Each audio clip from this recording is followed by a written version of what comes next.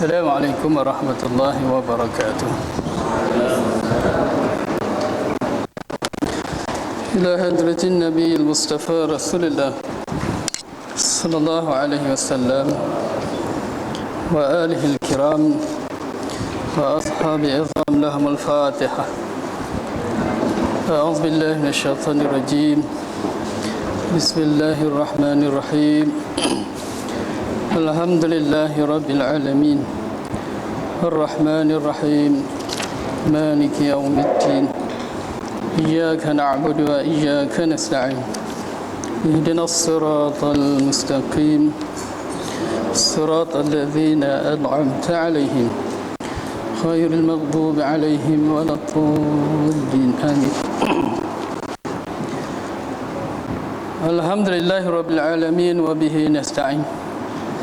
اللهم إني أسألك بنور وجه الله العظيم الذي ملأ أركان عرش الله العظيم وقامت به أوالم الله العظيم أن تصلي على مولانا محمد ذي القدر العظيم وعلى آل نبي الله العظيم قدر عظمة ذات الله العظيم في كل لمحة ونفس عدد ما في علم الله العظيم صلاة دائمة بدوام الله العظيم تعظيما لحقك يا مولانا يا محمد يا ذا الخلق العظيم وسلم عليه وعلى آله مثل ذلك واجمع بينه وبينه كما جمعت بين الروح والنفس ظاهرا وباطنا يقظة ومناما واجعل يا ربي روحا لذاتي من جميع الوجوه في الدنيا قبل الآخرة عظيم. أما بعد قال مصنف رحمه الله تعالى ونفعنا بعلومه في الدارين آمين. Ikhwan al-muslimin rahimakumullah, syukur kita kehadrat Allah Subhanahu wa taala dan sekali lagi dapat kita menyambung pembincangan kita berdasarkan kitab Mukhtasar Ibnu Abi Jamrah, di mana pada hari ini kita masih membincang tentang keterangan hadis yang pertama, ya, ke surat 10 ke surat 8. Khadijah mengeluarkan kata-kata semangat. Itu ke?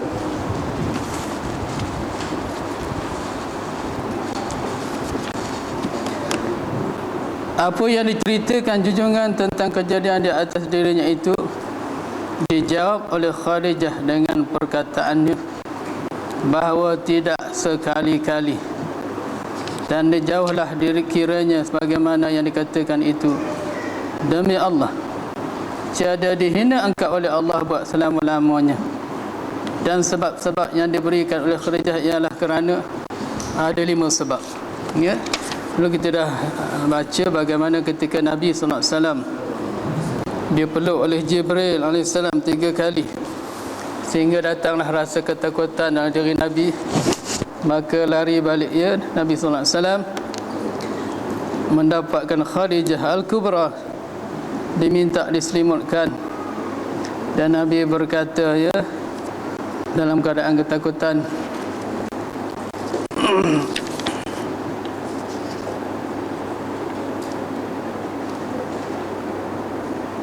sesungguhnya aku takut ke atas diriku. Itu kata Nabi. Maknanya Nabi takut sakit ataupun takut tidak mampu menanggung bebanan yang berat yang kemungkinan akan dikenakan ke atasnya, kerana terkejut buat kali pertama bertemu dengan Jibril alaihissalam. Kemudian ketakutan Nabi itu diredakan oleh Khadijah Al-Kubra dalam nasihat-nasihatnya, di mana Khadijah memberi 5 sebab mengapa Nabi tak perlu takut, kerana Nabi tidak akan binasa, ya, dengan sebab ada 5 perkara yang ada pada diri Nabi sallallahu alaihi wasallam.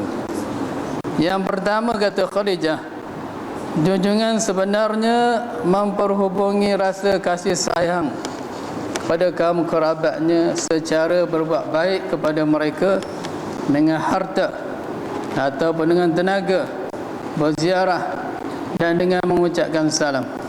Ini akhlak Nabi. Yang pertama sekali kata Khadijah, kau jangan bimbanglah, maknanya kau takkan binasa. Kerana engkau ya Rasulullah seorang yang sangat menghubungkan rahim, kasih sayang. Sebab itu kita dapati apabila telah wafatnya Khadijah Al-Kubra, ya, apabila orang ingin bersedekah, bila minta pandangan Nabi, Nabi kata sedekahlah kepada si fulan bin si fulan, kerana orang ni ya sahabat Khadijah Al-Kubra. Maknanya Nabi menghubungkan silaturahim ni semenjak sebelum mendapat wahyu lagi, dan sampailah Nabi wafat, dan sehingga ya sesiapa saja walaupun dah wafat, Nabi masih menghubungkan silaturahim, khususnya dengan Khadijah Al-Kubra. Tanda sayangnya Nabi dengan Khadijah ni, kasihnya Nabi dengan Khadijah. Apabila seseorang sahabat nak bersedekah, Nabi kata kamu pergi sedekah kepada si fulan bin si fulan, kerana dia ni kawan karib Khadijah Al-Kubra. Nabi ingat pada Khadijah, ya. Maknanya pengajaran kat kita, walaupun ibu bapa contoh kalau diambil oleh Allah Ta'ala, teruskan hubungan, ya, rahim dengan saudara mara, sahabat handai, ya, ibu bapa kita. Itu sarana sunnah Nabi, terus menghubungkan silaturahim. Bahkan Nabi pernah bersabda, la yadkhulul jannata qati'ur rahmi, tidak akan masuk syurga orang yang memutuskan silaturahim, duk bergaduh, ya. Dan setengah riwayat mengatakan kalau kita buat sembahyang hajat tentu, ya, ulama lah, kata ulama, walaupun jumlah jemaah tu ribuan orang sekalipun, kalau ada dalam perhimpunan sepanjang jemaah itu seorang sahaja yang memutuskan silaturahim, nescaya doa mereka tidak akan diterima oleh Allah Ta'ala. Sia-sia kita buat sembahyang hajat, kumpul juta orang, puluh ribu kat padang bola, tiba-tiba ada seorang saja yang hadir di situ bergaduh dengan keluarga, tak minta maaf, maka Allah tolak semua doa-doa mereka, tidak akan dikabul oleh Allah Subhanahu wa Ta'ala. Itu besarnya dosa orang yang duk bergaduh, memutuskan silaturahim, khususnya sesama orang Islam, kawan-kawan kita, saudara-saudara kita. Ya, ini puncanya doa kita hari ini. Ya, susah nak dikabul oleh Allah Ta'ala, kerana kita tak ambil hirau, tak ambil indah tentang kasih sayang, tak ambil indah tentang silaturahim. Sebab itu awal-awal, ya, mukaan kelas kita dulu tidak ijazahkan hadis hubungan rahim tu kan, ya, mana-mana, ya, sunnah ataupun perjalanan ulama, setiap kali nak mulakan hadis, mereka akan menjazahkan hadis musalsal tu yang dah diberi dah, yang mana yang boleh dapatkan nanti, ya, ijazah hadis musalsal hubungan silaturahim, ya. Dalam riwayat lain Nabi bersabda, la yarhamullahu man la yarhamun nas, Allah tidak akan kasih kepada mereka yang tidak kasih kepada manusia, ya.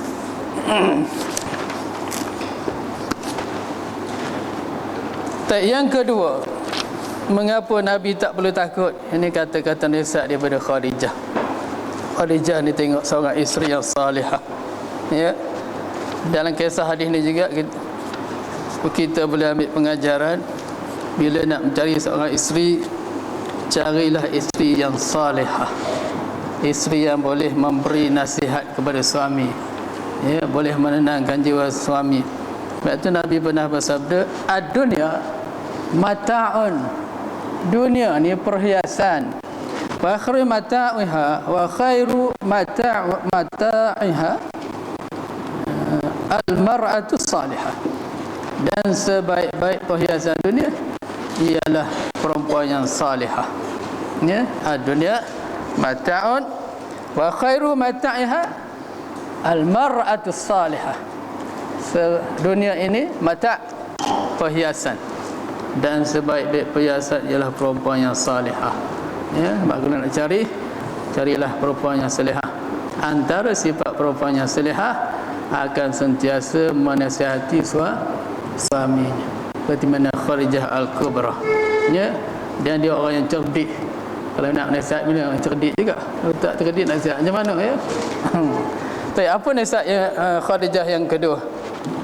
Sebenarnya kata Khadijah, baginda menanggung beban, baginda membantu orang lemah. Tu baginda tu potong mom tu, ada tulis mom tu, ini cetakan silap tu.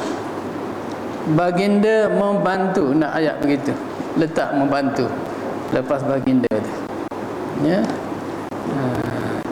Membantu orang yang lemah dan orang yang sengsara dan yang tiada berdaya menghasilkan hajatnya sendiri. Ini Rasulullah SAW, Masya Allah, ya, walaupun dalam keadaan Nabi serba kekurangan. Nabi sebenarnya kaya, tapi Nabi tak mau kekayaan, ya. Jangan kita kata Nabi miskin pula, ya, haram mengatakan Nabi miskin. Bahkan setengah ulama mengata boleh terjejas akidah siapa mengata Nabi miskin. Nabi tak miskin, Nabi orang paling kaya di dunia. Sebab Nabi boleh jadikan Gunung Uhud untuk emas. Di satu hari Nabi berjoging dengan Aisyah. Nabi bersukan, ya. Pergi pagi lepas subuh kita gelap-gelap tak ada orang tu, Nabi ajak Aisyah jogging, lomba lari. Lepas tu Nabi buat kalah aja, nak baik hati Aisyah. Oh, abang kalah, abang kalah. Ya, jadi Aisyah rasa seronok bila dia menang. Nak suami nak hiburkan hati isteri ni, dia buat kalah. Ya. Bila sampai di Gunung Uhud, Nabi kata, Aisyah, kau nak tengok kalau aku nak dunia, maka diminta oleh Nabi Gunung Uhud tu jadi emas. Ya. Gunung jadi emas. Mana ada orang lebih kaya pada itu? Hartanya gunung boleh jadi emas. Tapi Nabi tidak mahu. Kerana tujuan Nabi diutuskan bukan untuk membawa keniaan, bukan bawa keduniaan, tapi nak bawa umat kepada akhirat, ya, dalam keadaan sejahtera di dunia, ya. Maknanya Nabi kaya, bukan miskin, tetapi Nabi memilih untuk tidak mahu jadi kaya. Dalam keadaan tak kaya begitu, Nabi sentiasa terus membantu orang, walaupun dalam tidak ada seperti mana ayat yang sirah yang kita belajar dulu, ketika seorang perempuan minta sedekah, ya, masuk ke rumah Nabi, diberi oleh Aisyah 2 biji kurma. Nabi berlari, iklan, siapa nak bantu perempuan ni, nak bantu perempuan ni. Ingat lagi tak, ya, kisah yang lalu. Pernah satu ketika, tuan-tuan, selepas wafat Rasulullah SAW, Sayyidina Abu Bakar As-Siddiq, ya, Sayyidina Abu Bakar duduk dalam keadaan termenung resah gitu, diperhati oleh anaknya Aisyah radhiyallahu anha. Maka Aisyah tanya, ya abi, wahai bapa aku, mengapakah engkau kelihatan syurul begini, ya, nampak sedih je? Kata Abu Bakar, ya anakku, ayah duduk perhati tengok semua sunnah-sunnah Nabi ni ayah dah boleh buat belaka. Cuma ada satu je sampai sekarang tak mampu nak buat, ya. Apa dia, wahai ayahku? Kata Abu Bakar As-Siddiq, ya, dulu ketika Nabi masih hidup, antara perkara yang Nabi selalu lakukan ialah pagi-pagi Nabi akan ambil seketul roti, Nabi akan membawa segelas susu, ya, pergi ke perkampungan orang Yahudi. Nabi cari seorang tua yang buta. Bila Nabi duduk sebelah dia, Nabi ambil roti, celup dalam gelas tu, susu tu, suap ke mulut dia. Hari ni Nabi dah wafat dan tidak ada siapa yang menyambung sunnah Nabi itu. Kata Abu Bakar, aku ingin menyambung, tapi aku tak tahu siapa lelaki itu. Aku duk cari-cari tak jumpa-jumpa lagi, cuma dapat cerita je. Kata Aisyah, aku tahu wahai bapa aku. Dia ceritalah nama, ya, lelaki itu, tempat dia, ya. Maka Abu Bakar pun besok pagi-pagi bawa susu segelas, roti seketul, pergi mencari lelaki ini. Akhirnya bertemu dengan lelaki tersebut, ya. Punya seronok Abu Bakar dapat jumpa. Dia duduk sebelah, ya, dia usap ya muka lelaki itu, maka kata lelaki itu, ini bukan tangan yang selalu mengusap aku, tangan ni kasar. Tangan yang mengusap aku selalu lemah lembut, dia belah aku. Kata Sayyidina Abu Bakar, orang yang mengusap engkau itu sebenarnya telah pun wafat. Hari ni aku datang nak sambung tugas dia. Ya. Maka Sayyidina Abu Bakar ambil roti, celup dalam gelas, suap ke mulut lelaki itu. Ya, tak kala Sayyidina Abu Bakar menyuap mulutnya, ya, maka keluar daripada mulut lelaki itu kata-kata yang tak sedap didengar, maki hamun kepada Nabi kita. Dia hina Nabi, dia cerca Nabi, dia cela Nabi. Saya ingat Abu Bakar terperanjat, tersilap orang kot, ya, takkan pula orang ni nak cela Nabi begitu. Nabi sering suap mulut dia, lari balik jumpa Aisyah. Ya Aisyah, betul ke lelaki ni? Ya. Kata Aisyah, wahai bapa aku, itulah lelaki yang Nabi sering suap. Dan begitulah setiap kali Nabi suap dia, dia akan maki Nabi, dia akan cerca Nabi, sedangkan dia tak tahu yang menyuap itu ialah Nabi sendiri. Tapi Nabi terus menyuapnya dan setiap hari terus datang menjumpa dia. Tengok, ya, kasih sayang Nabi, buat baik Nabi kepada orang yang sangat memerlukan. Walaupun orang itu sering menyakitkan hati dia, Nabi terus, ya, berbakti. Ini sikap Nabi. Dalam keadaan begini, kata Khadijah, mana mungkin kamu nak disakiti, kerana engkau sering membantu orang, ya. Cuba kita tengok tuan-tuan, orang yang kita tak suka duk maki hamun kita, ada kita nak suap dia? Bukan suap, jemput kenduri pun tak ada, harap kena jemput engkau tak? Ya. Yang ni suap lagi. Allah, ya, tengok sikap akhlak Rasulullah sallallahu alaihi wasallam.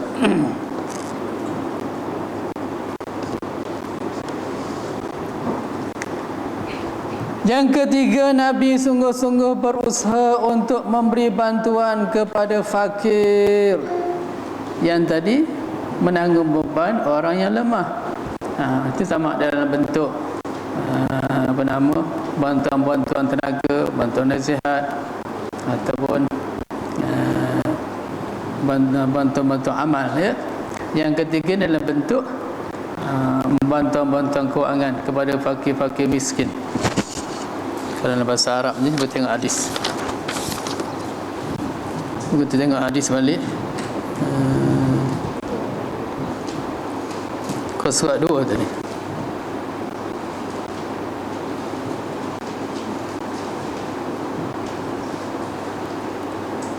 Wallahi ma yukhzika Allahu abada innaka la taslur rahim wa tahmilul kalli wa taksibul ma'dum. Terjemahan pada taksibul ma'dum. Taksibul ma'dum dia terjemah apa? Berusaha untuk memberi bantuan kepada fakir miskin. Asal mana taksibu tu, engkau memberi ma'dum walaupun engkau tak ada benda tu. Itu masuk bahasa Arab dia. Taksibul ma'dum makna engkau memberi sesuatu yang tidak ada waktu itu. Benda tak ada, tapi Nabi itu tak memberi. Macam mana? Ya, macam dulu, ya, yang Nabi berlari, siapa nak bantu, ya, Nabi tak ada, tapi Nabi usaha menunaikan juga. Dan setengah mufasir mengata ma'dum itu maknanya Nabi berakhlak cantik. Dalam keadaan waktu itu tak ada orang berakhlak begitu. Di mana taksibul ma'dum, ya, Nabi memberi contoh yang sangat cantik, yang sangat elok. Al-ma'dum, hal keadaan akhlak yang tak wujud waktu itu, akhlak secantik akhlak Rasulullah sallallahu alaihi wasallam. Itu mana taksidul ma'dum, ya, al-ma'dum, benda yang tak wujud. Makna Nabi ni, ya Allah, ya, idola, sangat cantik akhlak hingga orang lain tidak ada akhlak seumpama akhlak Nabi. Itu makna ma'dum di situ.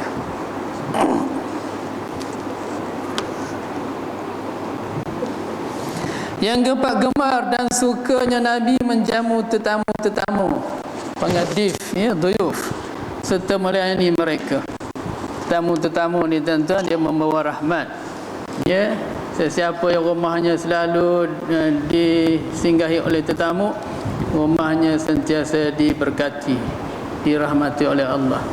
Sebab itu Sayyidina Ali karamallahu wajhah apabila rumahnya tidak didatangi tetamu 3 hari berturut-turut, Sayyidina Ali akan menangis resah. Ya Allah, adakah engkau tak sayang kepada aku lagi sehingga tidak ada tetamu datang rumah aku lagi 3 hari dah. Kita tamu datang 3 hari, halau balik asyik muka tu je, penat aku nak melayan. Ada sahabat tidak, kalau 3 hari tetamu tak datang dia resah dah, maknanya rahmat dah tersekat. Apa sebab rahmat tak datang hingga tetamu tak datang rumah aku? Maka dia mula mengkaji, mikir apa yang aku buat sampai Allah tak hantar tetamu untuk membawa rahmat. Ya, sebab tu kalau nak rahmat, perbanyakkan tetamu. Ya, buat jamuan. Kalau kita ada kelebihan sikit, selalu buat jamuan, panggil anak-anak, buat kenduri, buat sedekah. Ya, panggil anak-anak kita. Ya, semua sekali, sebulan sekali, membawa rahmat. Ya, sebab tu Sayyidina Ali kata tadi, kalau tak datang tetamu, dia cukup bimbang.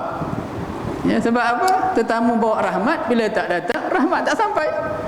Ya, maka dia jadi gusar bila 3 hari turut-turut tak sampai.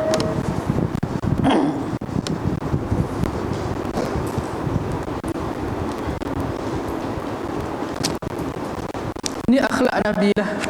Ya, suka menjamu tetamu.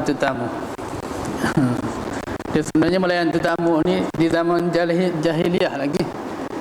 Orang jahiliyah, walaupun mereka ni teruk akhlaknya, ya, sembah tokong, sembah apa, tapi dari segi melayan tetamu, ya, tidak boleh dilawan.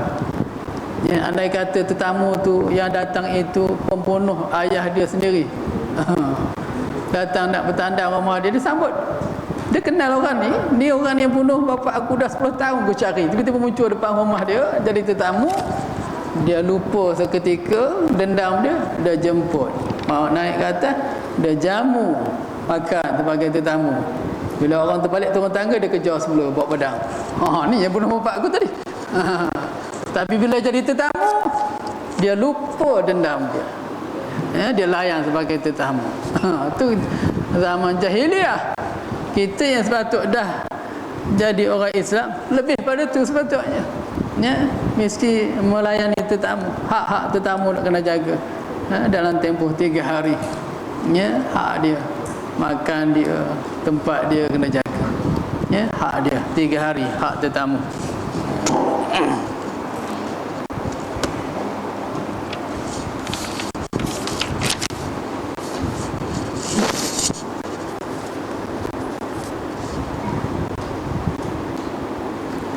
Ditambah pula ni sifat Nabi yang kelima yang menjadi sebab mengapa Nabi tak perlu takut.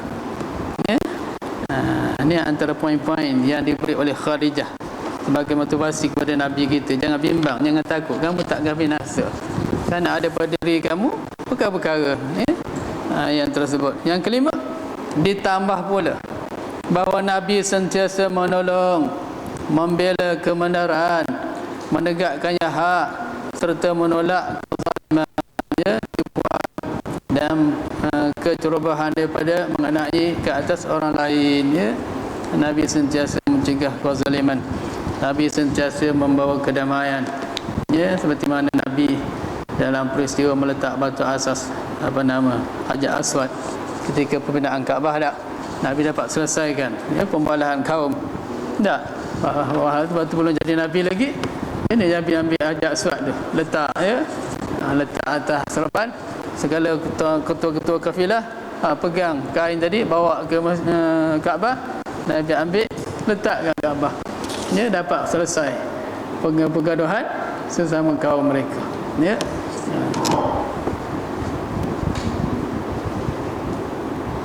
Demikianlah madah isterinya Khadijah kepada junjungan.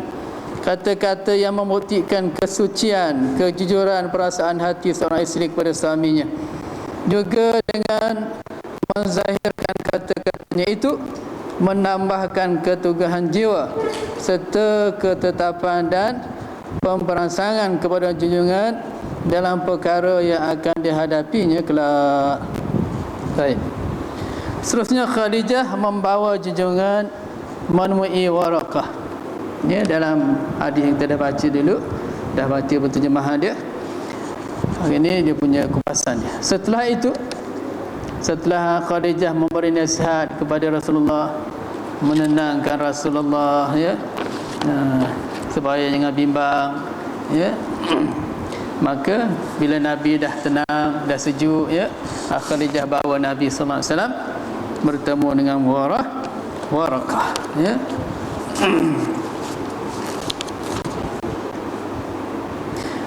Setelah itu maka berangkatlah Khadijah dengan junjungan hingga datang menemui Waraqah bin Naufal ibnu ibnu Asad bin Abdul Uzza, anak bapa saudara Khadijah. Waraqah adalah seorang yang beragama Nasrani dalam zaman jahiliyah. Di zaman jahiliyah, Waraqah tidak pernah menyembah berhala. Beliau berpegang dengan agama nabi-nabi terdahulu, agama Nabi Isa alaihissalam, ya. Waraqah adalah seorang yang beragama Nasrani dalam zaman jahiliyah. Ia bernama Zaid bin Amr bin Nafil pada suatu masa dahulu, ya, sebab benci ke penyembahan berhala. Telah keluar pergi ke tanah Syam dan ke negeri-negeri lain kerana bertanya dan mencari-cari agama yang benar. Waraqah telah suka kepada agama Nasrani, iaitu Nasara, ya, pengikut Nabi Isa alaihissalam. Maka ia pun terus beragama dengan agama itu. Hari ini Kristian, ya, tapi Kristian hari ini dah menyeleweng, dah sesat. Ini agama Nasrani dulu agama benar, ini daripada Allah Taala, ya, berdasarkan kitab apa? Kitab Nabi Isa, kitab apa? Injil, ya.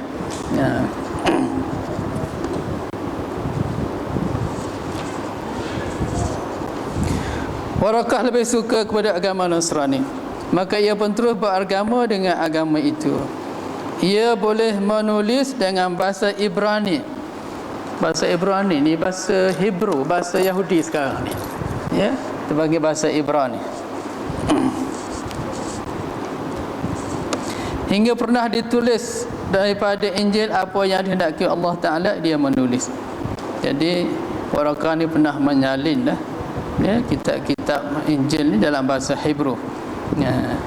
Ia adalah seorang lelaki yang berumur dewasa.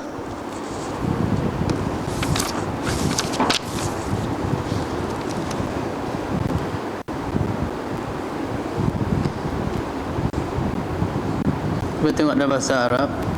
Wa kana syaikhan kabiran qad umiya. Maka adalah ia syaikhan, orang yang tua. Syekh ni umur 40 tahun ke atas, panggil syaikhan, ya. Syekh ni ada dua jenis. Satu syekh dengan ilmu, ya, syekh ilmu. Satu syekh umur. Syekh umur ni mereka yang umurnya 40 tahun ke atas, panggil syekh.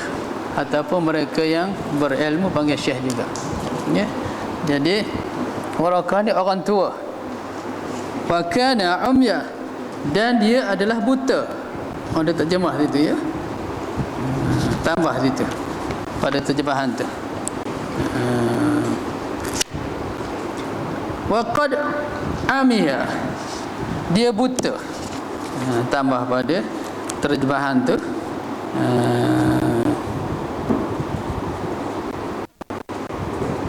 Ada seorang lelaki yang berumur dewasa yang telah buta, letak gitu.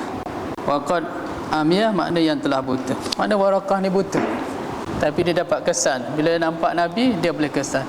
Semenjak Nabi berniaga dulu dengan hamba Khadijah, bila pergi ke Syam dah, Waraqah dah dapat kesan dah, budak ni besok jadi Nabi ni, buat balik cepat. Ya, sedangkan dia buta. Ya, bila Nabi berdagang di Syam tu, dia dapat dah kesan dah, ya, dan nasihatkan bawa balik Nabi segera, kerana dia banyak musuh-musuh dia. Ya, Waraqah inilah yang dibawa oleh Khadijah tu. Ya, ketika Waraqah ni pernah bertemu Nabi, ketika Nabi menjadi pembantu Khadijah, pergi berniaga bersama hamba Khadijah. Siapa nama hamba tu? Maisarah, ya.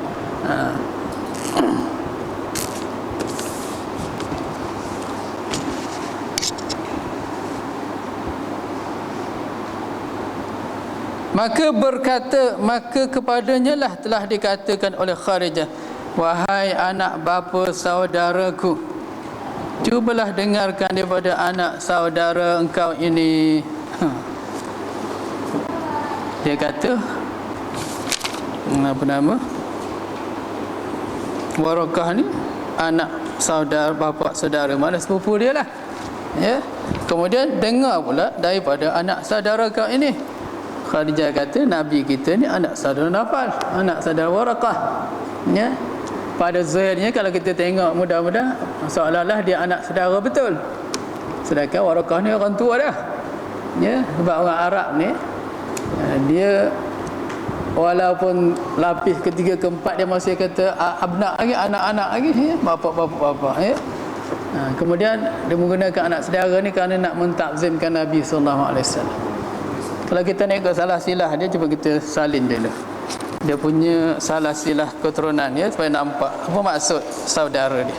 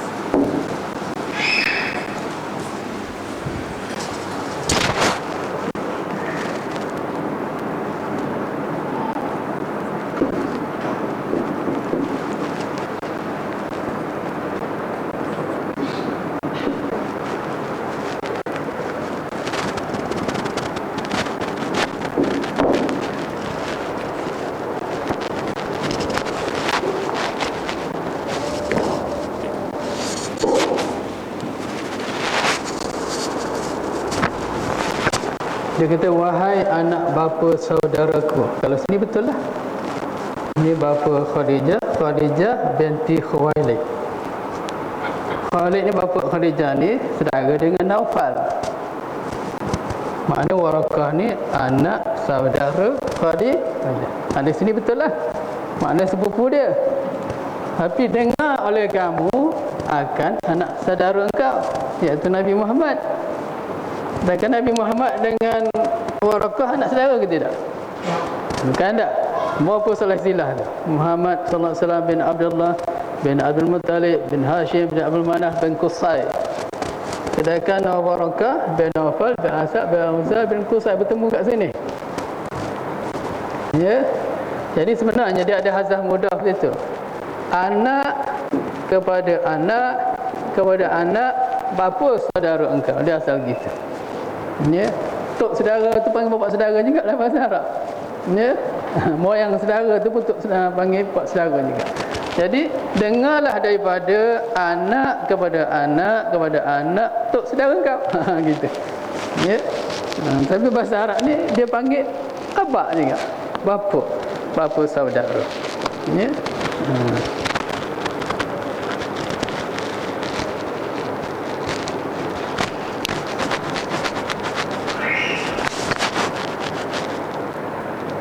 Ibnu dua kali Ibnu situ. Ha?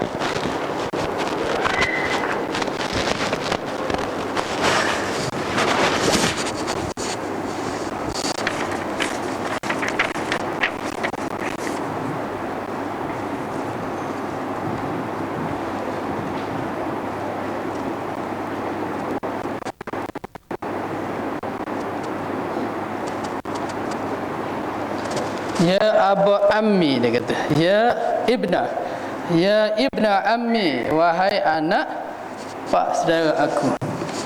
Ammi ni pak saudara belah bapa. Makna Naufal tu saudara ataupun adik-beradik kepada Khalid, bapa Khadijah. Kalau pak saudara belah mak ni dipanggil khal. Dia bahasa Arab dia lain sikit. Pak saudara belah bapa am. Pak saudara belah mak khal.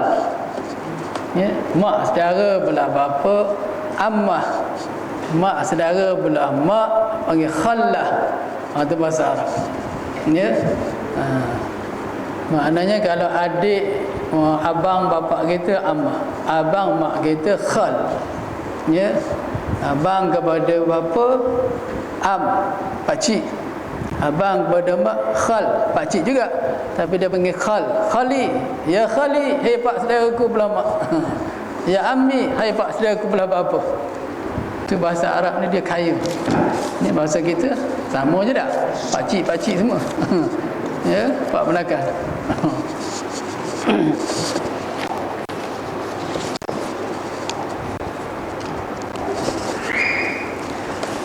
Dia bertemu di Qusay. Kita nama Nabi ni elok hafal lah ya. Kadang-kadang lupa juga tengok balik. Dalam kitab berjanji tu ada. Saya ada buat kitab berjanji sini. Dah lama dah orang nak baca berjanji ni ya. Perawi ni. Tapi kita tahu makna dia. Tak? Kita baca sikit lah. So kita tahu makna sanad-sanad Nabi. Fa'akul huwa sayyidina Muhammad. Ya, berkata aku huwa, dialah sayyiduna, penghulu kita Muhammad. Muhammad bin Abdullah, Muhammad bin Abdullah, ya, bin Abdul Muttalib. Wasmuhu Syaibatul Hamdi. Abdul Muttalib tu nama dia Syaibatul Hamdi. Ya, Abdul Muttalib tu lakab, gelaran. Ya, namanya Syaibatul Hamdi bin Hashim. Hashim tu wasmuhu Amru, namanya Amru. Hashim tu namanya Omar, bukan nama Hashim. Hashim tu gelaran. Ya. Wa banu Abdul Manaf, anak kepada Abdul Manaf. Wasmuhu Mughirah, nama Abdul Manaf ni Mughirah. Faham tak? Ya. Balik buka kitab janji ni, nampak ah? Ya. Bin Qusay, Mughirah ni bin Qusay, yang tertinggal satu situ ya. Mana? Betul lah, Abdul Manaf namanya Mughirah bin Qusay. Qusay ni wasmuhu Mujammi'. Nama Qusay ni Mujammi'. Qusay itu nama dia apa? Mujammi'. Sumiya bi Qusay, digelarkan dia dengan Qusay litaqasihi fi biladi Qada'atil Qasiyah, karena dia ni duduk terpencil di bumi yang bernama Qada'ah, Qasiyah, yang sangat jauh. Ya. Jadi Qusay ni sebab dia ni duduk jauh, dibawa adik emak dia, ya, jauh pendalaman tu di bumi Qada'ah, ya, maka orang panggil dia Qusay. Sedangkan nama dia apa nama?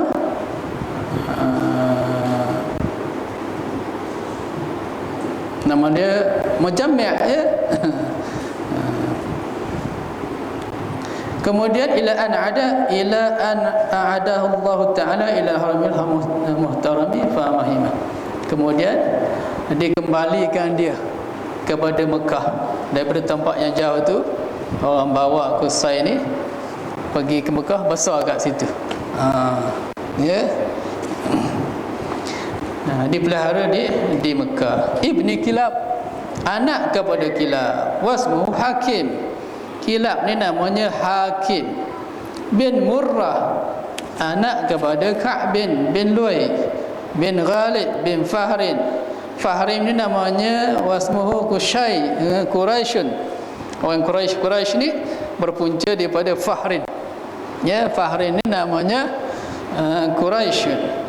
Wa ilahi tuntasabul butunul Quraisy. Ya, kepadanya lah disandarkan nasab segala perut-perut orang Quraisy.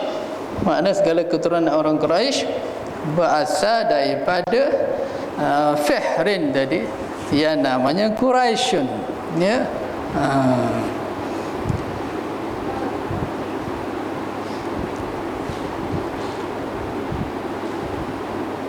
Ibnu Malik, anak kepada Malik bin An-Nadir bin Kinanah bin Khuzaimah bin Mudrikah bin Ilyas, ya. Wa huwa awwalu man ahdal budna ila rihabil haramain. Ilyas ni orang yang pertama sekali ahdal budna, yang memberi hadiah unta, ya, ila rihabil haramiyah, kepada tanah yang luas haram Mekah. Orang pertama beri hadiah kat tanah Mekah untuk dilepas bela, untuk wakaf, ya, untuk dia tu. Namanya siapa tadi? Ilyas. Wa sumi'a fi sulbihi Nabi sallallahu alaihi wasallam. Di sulbi Ilyas ni orang dah dengar dah, ya, zakarallahu taala walabah, orang dengar Nabi duk berzikir. Ini antara kemuliaan Rasulullah sallallahu alaihi wasallam. Dalam sulbi moyang dia yang bernama Ilyas tu sulbi benih, dekat sulbi benih dalam perut atuknya tu, orang dah dengar dah Nabi duk berzikir kat dalam tu. Siapa duk berzikir tu? Cucu cicit aku lah duk berzikir ni, ada akan lahir besok jadi Nabi. Ya, antara keramahnya Nabi, orang dah boleh kesan duk berzikir dalam perut atuk dia yang nama Ilyas ni. Bila ditanya siapa duk berzikir tu, ini zuriat aku lah yang akan lahir akhir zaman nanti. Ya, itu antara karamah Nabi, kemuliaan Nabi sebelum jadi rasul lagi. Maka tak pernahlah orang kata Nabi ni mulia sebab dah jadi rasul. Sebelum jadi rasul Nabi jaga kambing mak kampung, tak betul. Ya, sebelum jadi Nabi, Nabi dah mulia dah, sehingga didengar Nabi berzikir dalam sulbi Ilyas, moyang dia dulu. Faham tak? Ya, mukjizat Rasulullah sallallahu alaihi wasallam. Kita rawi-rawi sebelum patut kita baca supaya timbul rasa kehebatan Rasulullah. Tidak kena baca gitu je orang tak faham. Ya, benda yang dibacanya, tak nampak kehebatan Rasulullah sallallahu alaihi wasallam.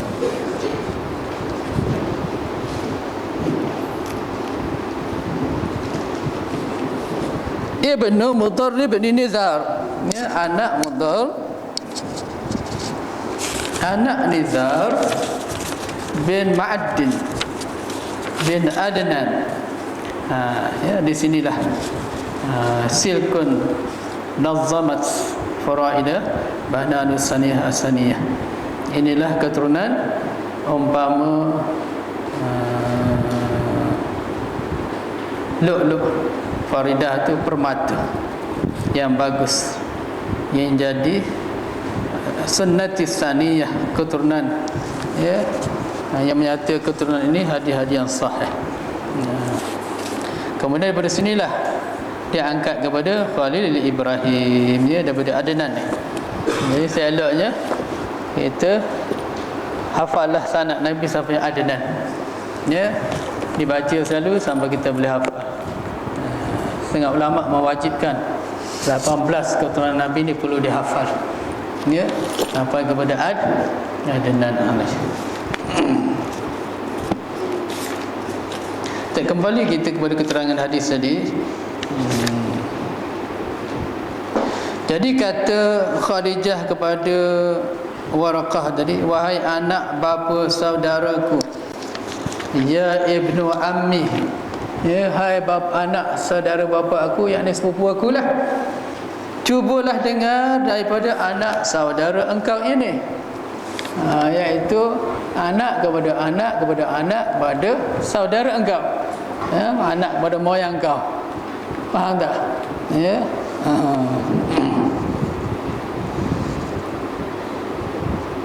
Waraqah pun bertanya kepada Nabi, wahai anak saudaraku, apakah yang kau lihat itu?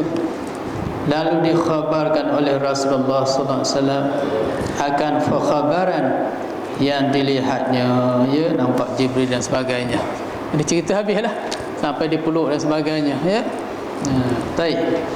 Pernyataan Waraqah dengan kerasulan Muhammad sallallahu alaihi wasallam. Setelah junjungan menerangkan satu persatu khabaran yang dilihatnya, maka Warakah menyatakan itulah dia An-Namus. Tengok bahasa Arab, saya lebih suka tengok Arabnya. Kalau yang ni kadang-kadang terjemahan dia tu lain sikit. Mana?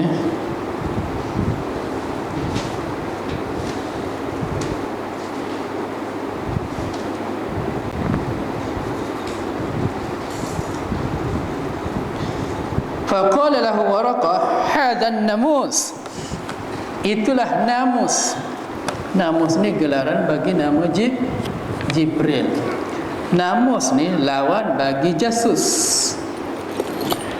Namus ni kalau istilah bahasa Arab, sahibu sirril khair, itu makna namus. Sahibu sirril khairi, kawan kepada orang yang punya rahsia-rahsia yang cantik-cantiknya, elok-elok. Ya. Sebab apa? Sebab Jibril selalu berkawan dengan rasul-rasul, berkawan dengan nabi-nabi. Jadi nabi-nabi rasul-rasul ni punya rahsia yang cantik-cantik. Sirrul khair panggil. Jadi Jibril dipanggil sahibu sirril khairi, kawan kepada empunya rahsia-rahsia cantik. Lawan dia jasus. Jasus ni ainu SB, special brand. Special brand ni sahibu syarril apa yang tadi? Apa dia? Yang lawan khair tadi apa? Khair apa? Disebut tadi? Sahibu sirril khair, sahibu sirril syar. Macam-macam. Sahibu sirril syarri, kawan kepada orang yang punya rahsia yang jahat. Sebab SB ni tak pernah cari kebaikan orang. Kalau duduk sebelah orang, dia carinya buruk aja. Sebab tu dia panggil jasus, penyiasat, suka tengok keburukan orang. Jadi jamus ni, apa nama Jibril ni panggil jamus, lawan bagi jasus. Jibril ni dia tak tengok keburukan, dia tengok kebaikan je. Maka dia dipanggil sahibu sirril khair, lawan bagi jasus sahibu sirril syar. Faham tak? Ya. Sahibu sirril syar tu kawan kepada orang yang punya rahsia-rahsia yang jahat.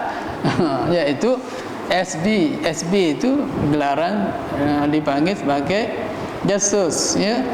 Iaitu orang yang suka mencari-cari keburukan orang. Adapun Jibril dipanggil jamus, orang yang memelihara, mencari-cari rahsia-rahsia yang baik. Sebab jasus ni, malaikat jamus ni suka berdamping para rasul-rasul dan nabi-nabi. Jadi digelar dia sebagai jamus kerana dia berkawan dengan empunya rahsia-rahsia yang elok-elok. Adapun lawannya kawan kepada orang punya rahsia yang jahat-jahat, iaitu jasus, penasihat punya SB. SB tak pernah tengok kebaikan orang dah. Kalau ada pun ditutup je. Dia bongkar-bongkar jahat-jahat je. Ya.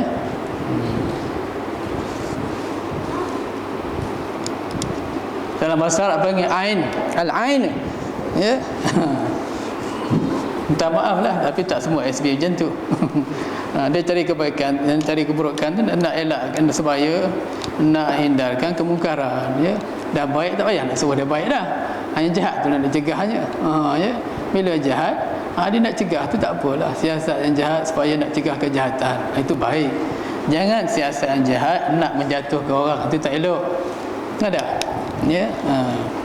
Itu bergantung pada niat masing-masing. Kalau niat bagus, dia mencari kejahatan, nak hindarkan kemungkaran berlaku, itu tak apa. Itu kerja dia pun. Ya. Baik tu.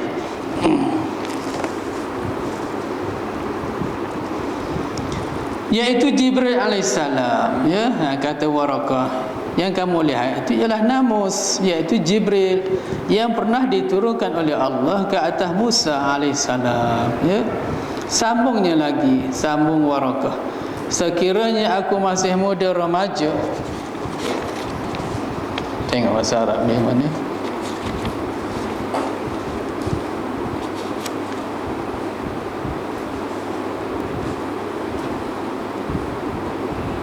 Ya laitani fiha jaza'an laitani akuna hayyan.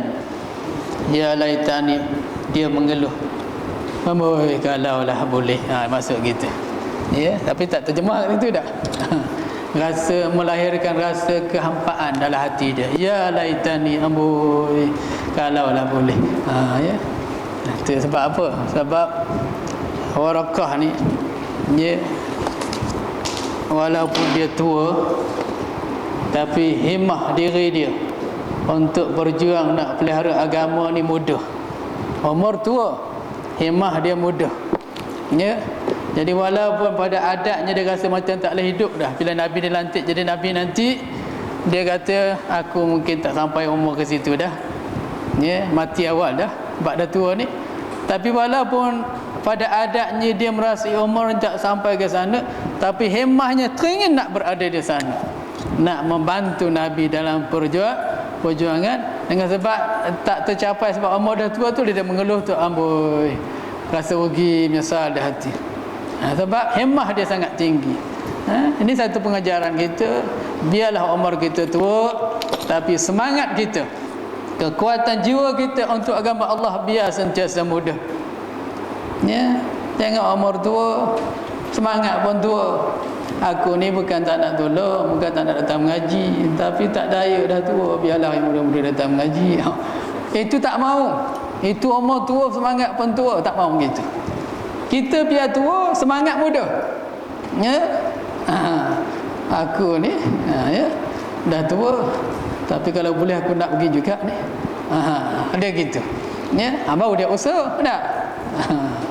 Yang naiknya umur tua, semangat umur muda, semangat tua, lebih tak ya? Ya, macam ketam je. Lebih jalan pegang kitab pun nak pergi tak ada ni, pergi tak ada.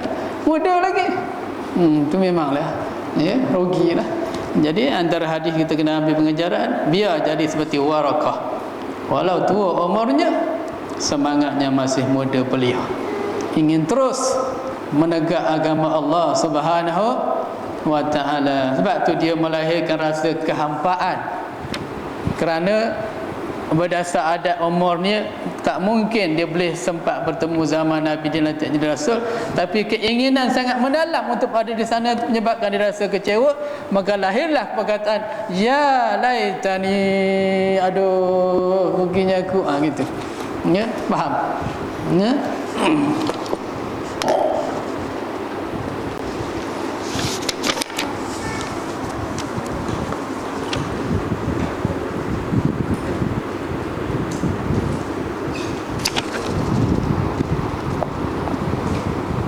Warakah pun bertanya kepada Nabi. Mana?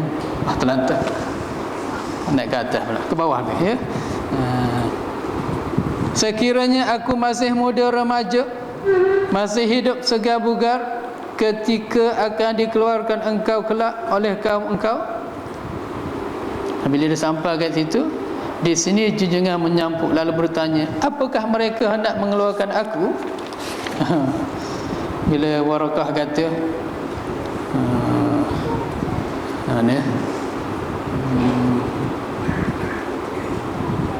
ya laitani fiha jazaan laitani akuna hayyan id yukhrijuka qaumuka, moga-moga aku masih hidup ketika engkau dihalalkan oleh kaum engkau. Maka Nabi menyampuk, faqala Rasulullah sallallahu alaihi wasallam, amukhrijiyahum, adakah aku akan dihalau keluar? Nabi sambut begitu.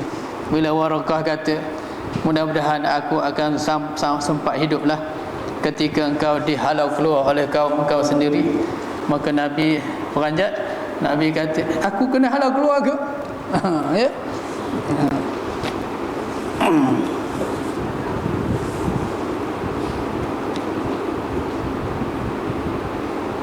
Apakah mereka hendak mengeluarkan aku? Jawab Warakah, ya, memang begitulah mereka hendak mengeluarkan engkau. Kerana tiada datang seorang lelaki membawa risalah zaman yang lalu seperti yang akan engkau datangkan ini, melainkan tetaplah ia dimusuhi dan disakiti.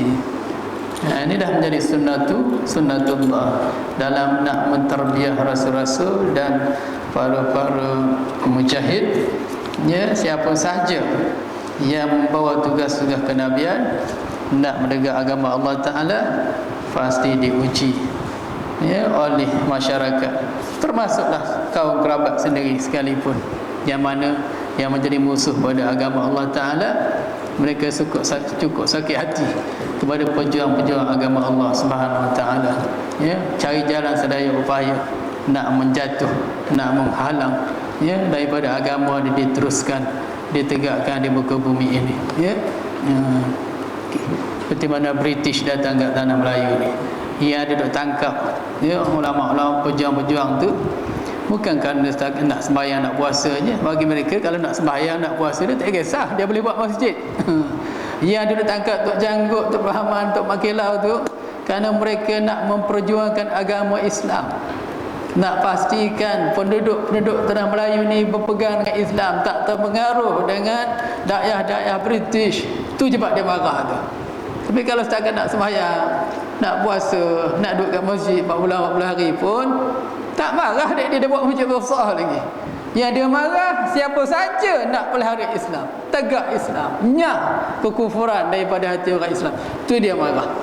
Ya, itu yang ditangkap, dibunuh, ya, kerana menjalankan kerja-kerja kerasulan, kerja-kerja para nabi, amal ma'ruf nahi munkar, menyeru, ya, manusia kepada mentauhid dan mengesakan Allah Subhanahu Wa Ta'ala.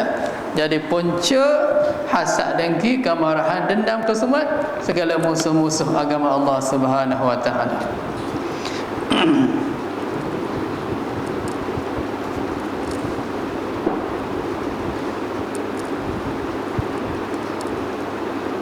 Demikianlah Warakah menceritakan perihal yang berlaku kepada anbiya yang dahulu. Dan sekiranya aku didapati hari engkau itu, iaitu hari akan dikeluarkan engkau, tentulah aku akan menolong, membantu engkau dengan pertolongan yang sepenuhnya.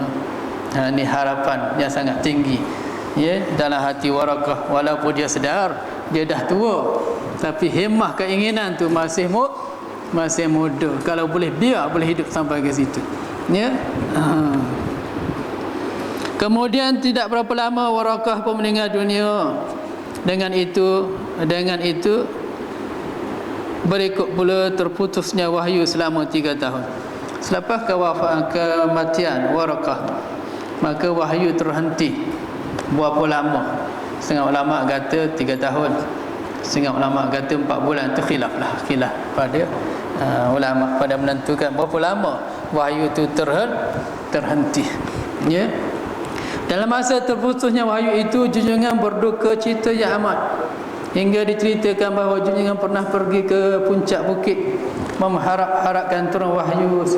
Saya diketahui bahawa di antara hikmah-hikmah terhenti wahyu itu buat sementara waktu ialah supaya hilang rasa ketakutan, dan sebaliknya menambah kerinduan junjungan kepada turunnya wahyu dari semasa ke semasa. Tapi antara hikmah Allah henti seketika wahyu selepas turun Iqra' tu, Allah stop dulu. Lepas 3 tahun baru keluar ya yang Mudassir pula. Apa hikmah Allah tangguh begitu lama tu? Supaya Nabi kembali tenteram jiwa dia. Ini antara hikmah kita. Bila mana kita dalam nak menyeru manusia ke dalam kebaikan, jangan kita datang dalam keadaan mengejut, jangan. Didiklah dengan pelan-pelan, bentuk dengan pelan-pelan. Yang kita paksa. Contoh orang nak menghafal, kalau dia daya hafal setengah muka pun tak apa, terus naik sikit-sikit. Kalau suruh 2 muka, lari baliklah dia, terkejut. Ya. Lepas tu kalau dia tak boleh pergi, okey, stop dulu, ulang balik. Bagi dia biasa, sambung semula. Dalam kena tak boleh, terus paksa, meletuplah. Itu hikmahnya, ya, supaya Nabi masih terperanjat dengan yang pertama tu, Allah tak terus sambung, bagi Nabi reda dulu. Dah dapat biasa suasana tu, turun pula Mudassir, ya. Itu juga Nabi membentuk hati para sahabat. Contoh dalam masalah arak contoh, ya, arak ni dia tak terus diharamkan begitu. 3 kali turun. Pertama ayat Allah turun, sesungguhnya pada arak itu ada manfaat tapi mudaratnya lebih besar. Itu ayat pertama turun.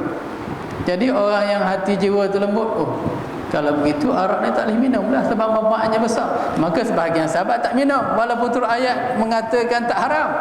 Tak mengata haram pun, baru kata mudarat lebih besar, ada sebilangan sahabat dah berhenti. Tapi sebilangan lagi tak berhenti. Sebab kecintaan pada arak tu kan dah terlampau lama kan, zaman jahiliah arak tu bertempayan-tempayan. Jadi bila tidak ada lafaz haram tu, dia terus minum lagi. Sehinggalah satu ketika mereka mabuk dalam sembahyang, baca kuliah pun tak betul dah, kuliah ayyuhal kafirun duk tengah belakang macam tu. Maka Allah turun ayat yang kedua, jangan hampiri sembahyang kalau kamu dalam kalimat mabuk. Jadi waktu nak sembahyang dia tak minum. Dia minum lepas isyak. Lepas sembahyang isyak minum. Lepas tu tidur, nanti subuh hilang mabuknya. Sebilangan sahabatnya tak. Tiba-tiba satu hari bergaduh. Seorang sahabat kena takik kepala.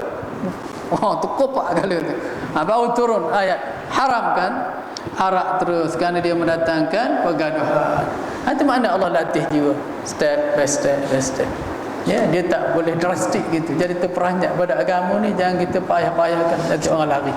Dia bentuk sikit. Ya, begitu juga Nabi diasuh oleh Allah Taala. Turun wahyu pertama, stop dulu. Bagi Nabi biasa reduk, turun pula Mudassir, ya.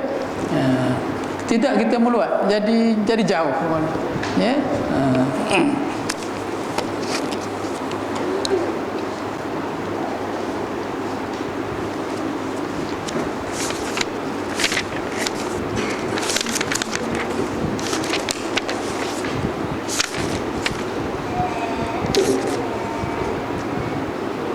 Wahyu turun kembali kepada junjungan kita sama. Kemudian nak baca fiqh sikit. Tak habis lagi hadis pertama, ya. Wallahu a'lam. Buka kitab fiqh sikit.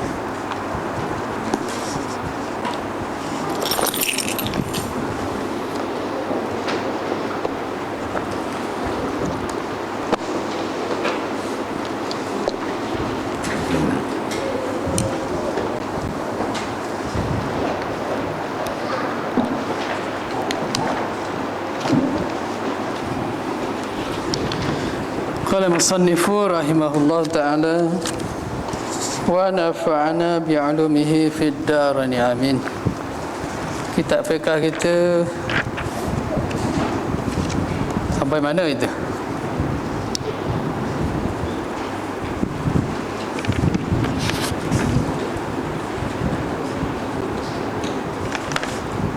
Bismillahirrahmanirrahim itu. Ada tanda tak? Surat 7. Bahagian air, ya, muka surat 7, bahagian air. Dulu kita dah bincang alat-alat untuk bersuci, air, tanah, batu. Betul, air tu pula, ya, ada 7 jenis, ya. Air mutlak tu. Air hujan, air embun, air laut, air sungai, air perigi, air mata air. Tu jangan bertukar, ya. Air mata air. Mata air tak mau, air mata pun tak mau, ya. Air mata air dan lain-lain, ya. Lain-lain itu mana? Air salji, ya. Tak kira sifat asalnya, sama ada ianya putih ataupun hitam atau kelabu atau jernih atau keruh atau masak atau masin, tak kira. Asalkan sifat itu sifat kejadian yang Allah jadikan. Kalau orang panggil dia semula jadi itu macam jadi sendiri. Makna sifat yang Allah jadi sejak asal. Allah jadikan air hujan memang macam tu dah, ada hitam, turun hitam legam dah, bukan sebab bercampur, ya. Maka air itu bersih, suci, mutlak, boleh digunakan untuk bersuci. Air pula terbahagi kepada 4 bahagian. Yang pertama, air yang suci pada dirinya dan menyucikan benda yang lain. Diri dia suci, kita boleh minum, ya. Dan boleh menyucikan benda yang lain. Tiada makruh menggunakannya, iaitu disebut air mutlak, yakni air yang tidak terikat dengan sebutan yang mesti. Umpama kita ambil air daripada dalam perigi atau dari paip, kita boleh sebut air saja dengan tak payah sebut air perigi ataupun air paip, kerana air ini tidak terikat dengan perkataan perigi atau paip. Orang tu faham itu air saja. Persalahan air kopi, air kelapa, air mawar dan lain-lain, jika tidak disebut kopi atau kelapa atau mawar, nescaya tak faham dan tak pergi fikiran kepada kopi dan sebagainya, dan sebagainya. Air ini, yang air kopi, air kelapa, air tebu sebagainya ni tidaklah termasuk dalam golongan air yang mutlak, bahkan termasuk dalam golongan air yang suci pada dirinya, tidak menyucikan benda yang lain. Kaedah begini, air yang boleh buat suci ni dipanggil air mutlak. Makna air mutlak ni air yang tidak dikaitkan. Dia ada dua jenis kait ni. Dia kait mutlak, kait yang lazim. Kait mutlak, kait yang lazim.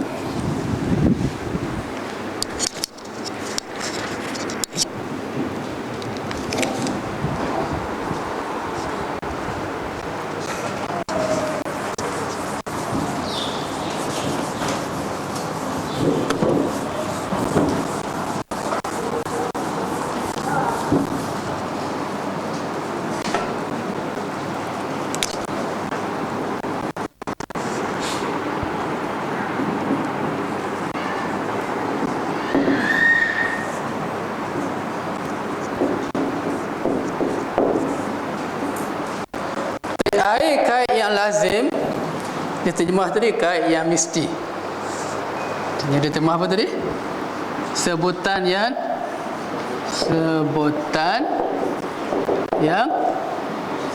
mesti.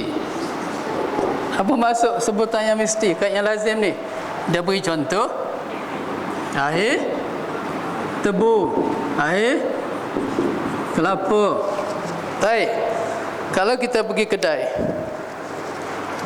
pergi warung ke mana, nak minum air tebu atau nak minum air kelapa, macam mana cara kita nak minta dengan orang kedai tu? Pakcik bagi air segelas, macam tu. Datang tak air kelapa? Pakcik bagi air segelas, mari tak air tebu? Pakcik bagi air segelas, datang tak air sirap? Takkan datang. Kalau kita nak air sirap, mesti sebut sirap. Itu makna sebutan mesti tu. Nak air kelapa, mesti sebut kelapa. Kalau tak sebut, takkan datang air itu. Pemikiran orang takkan pergi ke sirap tu kalau kita tak sebut sirap. Jadi mana-mana air, kalau kita tak sebut nama dia, orang tak akan faham itu air sirap, air kelapa. Maka air itu semua dipanggil air kait yang lazim. Air kelapa, air sirap, air tebu, air soya, air apa lagi? Cincau. Ya? Itu semua kait yang lazim. Ada pun lawan dia, kait yang mutlak. Kait mutlak mana tidak perlu disebut orang faham. Kita sebut bagi air satu badi nak ambil wuduk, sampai dah bagi kita air putih. Tak kira lah air paip ke air telaga, datang juga air tu dah. Jadi tak payah sebut air paip, air telaga pun, air tu tetap sampai depan kita. Orang dah faham. Air sejuk, air putih.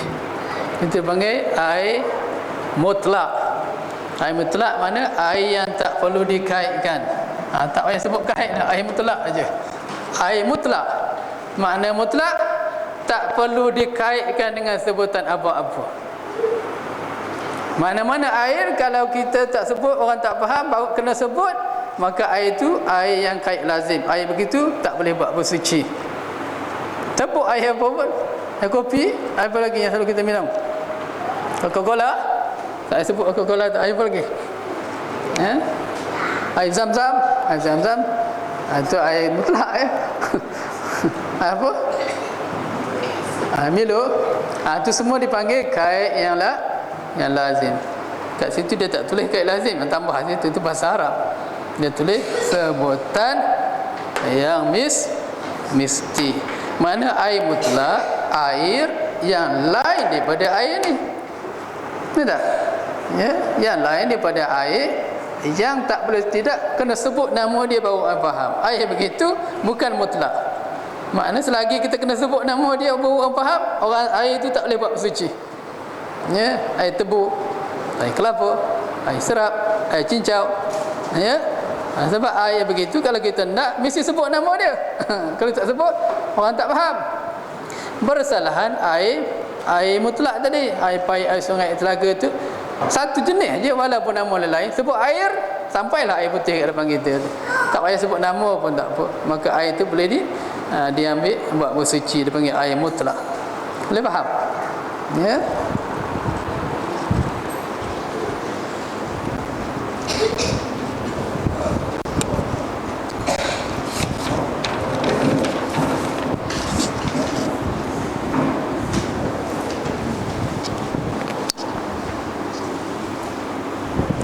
Air yang kedua, air yang suci pada dirinya dan menyucikan benda yang lain juga, sama macam air pertama tadi, tetapi beza dia, makruh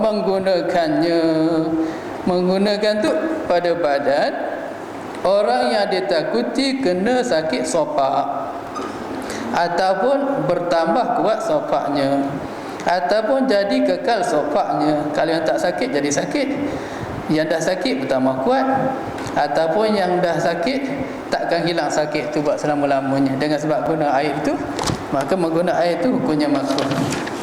Oleh mana air yang suci menyucikan tapi makruh? Ya, iaitu air yang terjemur atau dipanaskan dengan cahaya matahari. Keadaan air yang terjemur itu di dalam bekas yang boleh berkarat seperti besi, ya. Kemudian dijemur pula di negeri yang panas. Air ini disebut air yang makruh digunakan. Kalau bahasa Arabnya panggil air musyammas, ya, air yang terjemur di tengah matahari. Dia ada syarat dia, ya. Pertama, air tu diletakkan di dalam bekas yang berkarat. Bekas yang berkarat, yang boleh berkarat, walaupun belum berkarat, ya, boleh berkarat. Besi, apa lagi, ya, tembaga pun lama-lama berkarat juga, ya. Yang kedua, dijemur di tengah panas. Yang ketiga, bukan setakat panas, bahkan di negeri yang panas. Negeri yang panas seperti di Timur Tengah. Kalau setakat jemur tengah matahari negeri kita ni tak apa lagi. Kalau walaupun jemur tengah matahari tengah hari itu tak panas mana pun, itu tak makruh. Sebab negeri kita mataharinya tak terlampau panas. Yang jadi makruh ni terjemur di negeri yang sangat panas, seperti di Afrika, di Yaman, di Mekah, Madinah pun musim panas-panas juga, ya. Kalau musim panas tu direct daripada Sutuh tu, daripada Singki tu panggil apa, Bermin, ya, turun. Kalau kita guna terus air tu musim panas, boleh melecur muka ni, ya. Pernah pergi Mekah tahu tak? Ya, kita kena ladung dulu, bumbung dalam baldi bersejuk dulu, ya, baru guna.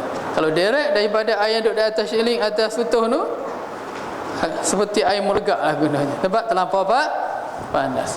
Jadi makruh tu sebab kepanasan air ni melampau, sehingga kan kalau guna boleh datang penyakit sopak, ya. Penyakit sopak ni penyakit kulit kelupas putih begitu, ya. Penyakit itu tak ada ubat. Sebab itu zaman Nabi Isa, antara mukjizat Nabi Isa boleh menyembuhkan penyakit sopak. Kerana waktu itu tidak ada pakar-pakar, doktor-doktor yang boleh menyembuhkan sopak. Tiba-tiba Nabi Isa boleh sembuhkan, ya. Itu mukjizat dia. Jadi air yang kedua ini sebenarnya air yang pertama juga, air mutlak juga, cuma dia telah terjemur di tengah panas di dalam bekas yang berkarat. Maknanya kalau air ni kita letak dalam bekas yang tak berkarat seperti emas, perak, walaupun terjemur di tengah panas di negeri yang panas, dia takkan makruh.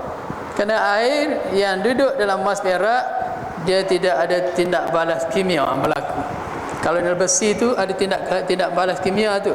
Tindak balas itu melahirkan seolah-olah racun yang merosakkan kulit kita. Jadi kalau buah dalam emas tak makruh. Buah dalam perak tak makruh air tu. Air itu tak makruh. Menggunakan emas perak itu haram. Itu hukum suku. Faham tak? Ya.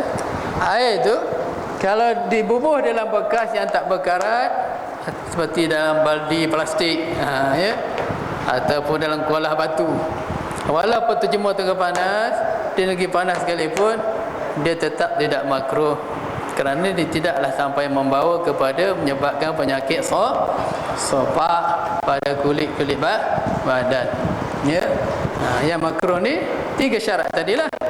Duduk dalam bekas yang boleh berkarat, kerana bekas berkarat ni ada tindak balas kimia bila bertemu dengan matahari yang akan melahirkan satu virus yang boleh merosakkan kulit badan. Kemudian dijemur di tengah panas. Kemudian yang ketiga, di negeri yang bersangatan panas, baru datang hukumnya makruh kita gunakan air tersebut.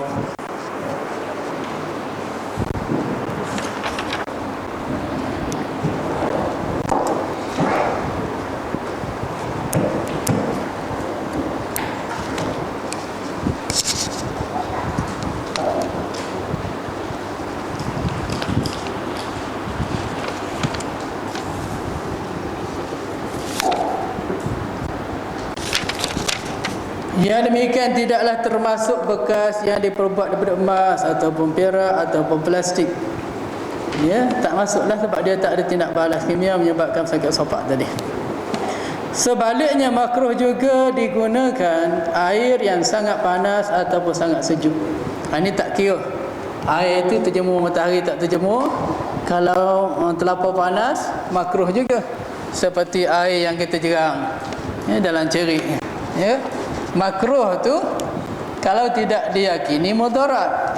Kalau diyakini mudarat haram. Yang makruh tu kalau dizanni boleh datangkan mudarat, makruh gunanya. Tapi kalau diyakini confirm punya, bila kena air panas ni mengelepuh, haram guna tu, bukannya makruh lagi. Faham tak? Air yang menggelegak tu hukumnya makruh kalau dizanni, ditakuti mudarat. Tapi kalau diyakini mudarat, haram. Begitu juga air yang terlampau sejuk, air batu, beli kat depan tu satu paket RM4 tu, tak sempat nak baca, cair, buat ambil wudu, kebas habis muka-muka ni, makruh tu, sebab terlampau sejuk, dia boleh mematikan sel ni. Tapi setengah orang buat mandi berbatan ais.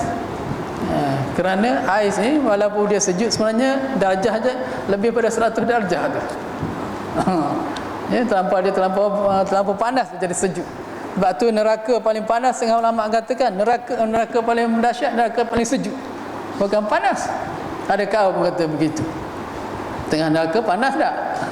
Ada juga kaum mengatakan neraka paling dahsyat, neraka paling sejuk, terlampau panas sampai sejuk, menyucuk ke tulang, hancur tulang-tulang tu.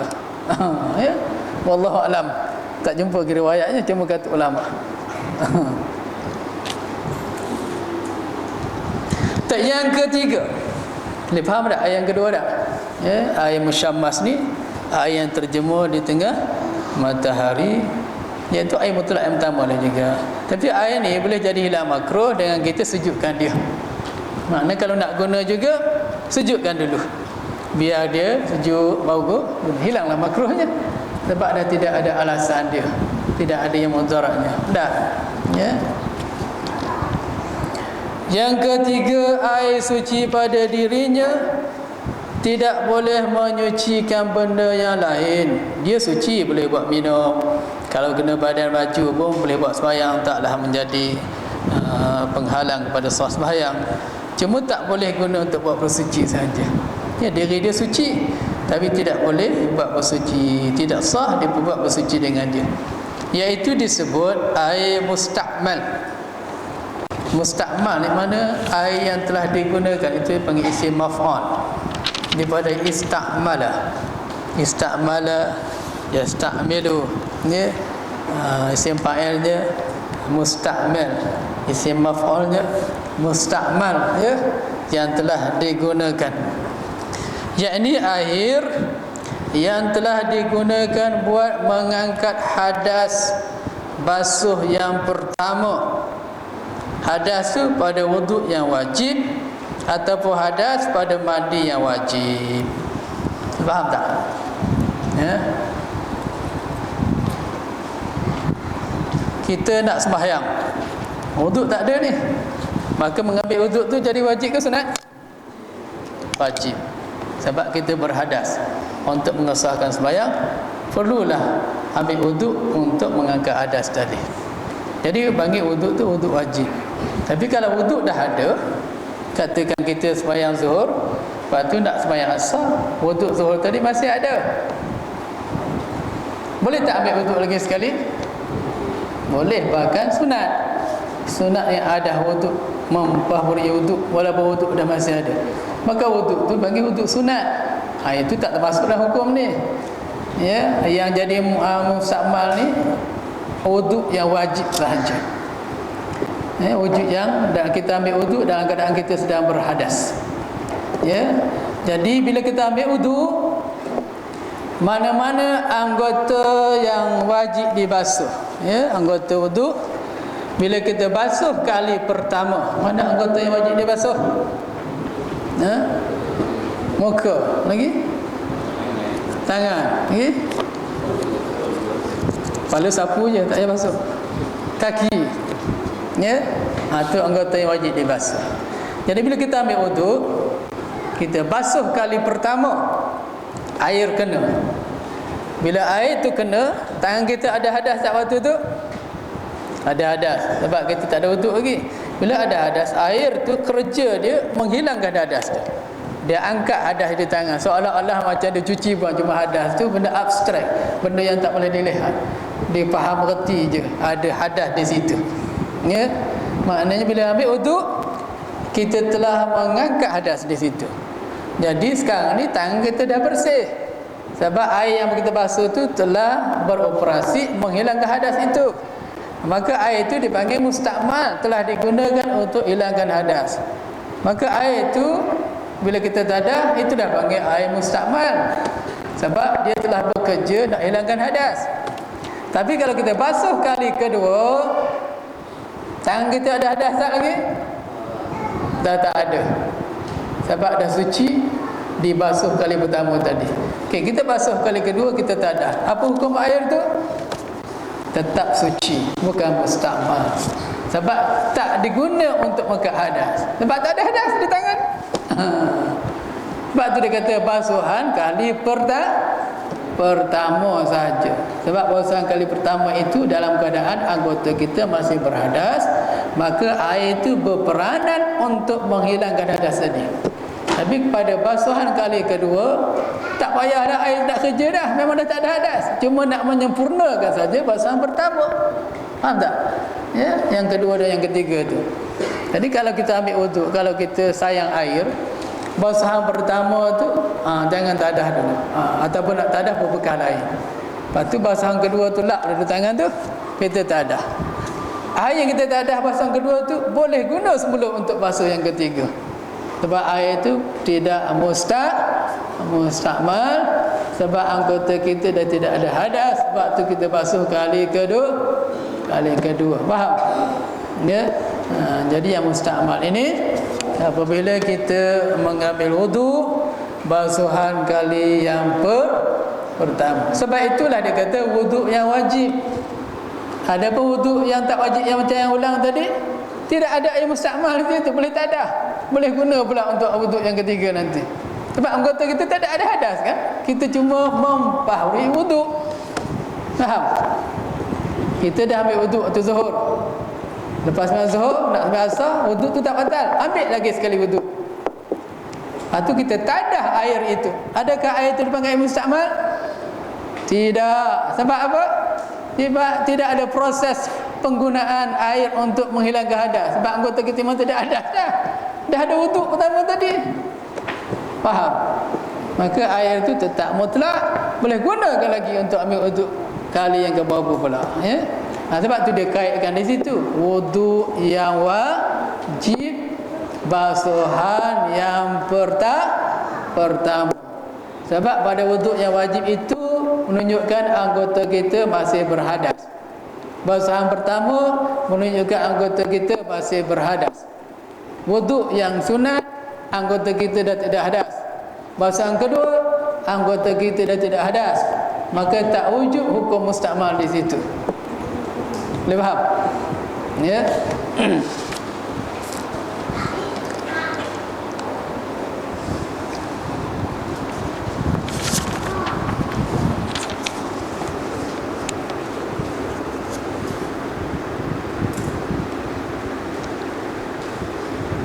Air suci pada dirinya tidak boleh menyucikan benda yang lain, iaitu disebut air mustakmal, yakni air yang telah digunakan buat mengikat hadas basuh yang pertama, garis. Bila sebut pertama tu faham sendiri, tidak yang kedua, tidak yang ketiga. Pada wuduk yang wajib, garis, maknanya bukan wuduk yang sunat. Bila wuduk yang sunat tak timbul masalah mustakmal. Ya, faham? Ya. Ataupun mandi yang wajib. Mandi wajib tu sebab anggota kita masih berhadas. Ada besar lagi. Bila kita mandi, air itu digunakan untuk hilang hadas tu panggil mustakmal. Tapi kalau badan kita tidak ada hadas macam sekarang ni, lepas sembahyang panas, balik mandi, air yang kita guna mandi tu adakah dipanggil mustakmal? Tidak, sebab dia tak guna pun untuk agak hadas. Sebab kita tidak ada hadas pun. Boleh tak ada, boleh buat mandi lagi sekali. Minum tak apa. Nak mandi tu, masuklah besin periuk besar tu, mandi. Nanti air dalam periuk tu, buat minum, masak nasi. Tergamak ke? Ya. Tergamak tu cerita lain. Hukum dia tu suci. Ya tak? Ya. Dulu kalau orang nak buat ubat pengasih, dia gunakan air hujan. Basuh kaki dengan air hujan, basuh tangan dengan air hujan. Cara bersilang. Tapi ada doa-doa dia. Kita tak boleh ajar. Ya? Dia beri minum orang, aku ajar. Bila orang minum air itu mentunduk tu, lebih pada air kangkang lagi. Ya? Gunakan air hujan. Ambil wuduk, basuh kaki kiri, kaki kanan. Tangan kiri, kaki kanan. Tangan kanan, kaki kiri. Cara bersilang, tadah air itu. Air itu suci, tapi kuraja orang panggil. Ya, beri orang minum bekas tapak kaki. Ini biasa digunakan oleh isteri-isteri yang durhaka. Nak tunduk suami. Ya, ataupun suami yang menggonggong isteri. Tak nak bagi suami ni, isteri ni lari ke mana, dia tambah. Tak boleh, ya. Tak boleh. Walaupun air itu bersih bukan ada najis pun, tapi hukum dari segi kemuliaan anak Adam tu, kita telah mendodai dia. Ini tanda Allah muliakan anak Adam. Walaqad karramna bani Adam. Ya.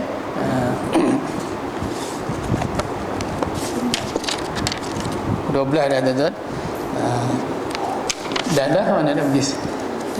Cik station dia je lah.